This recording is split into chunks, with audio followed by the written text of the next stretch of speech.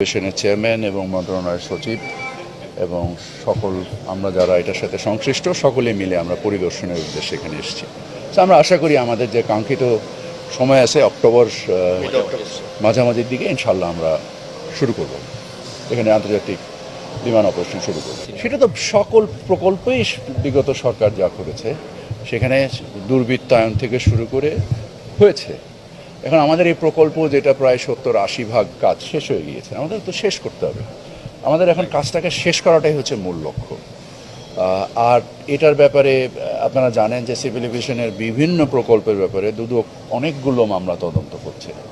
So সেটা দুদকে তদন্ত করবে। আমাদের কাজ হচ্ছে প্রকল্পগুলোকে শেষ করা, কারণ সম্পদ যদি আমরা ব্যবহার করতে না পারি তাহলে সম্পদ তৈরি করে যে দায়টা আমরা তৈরি করেছি সেই দায় তো আমাদেরকে দিতে হবে।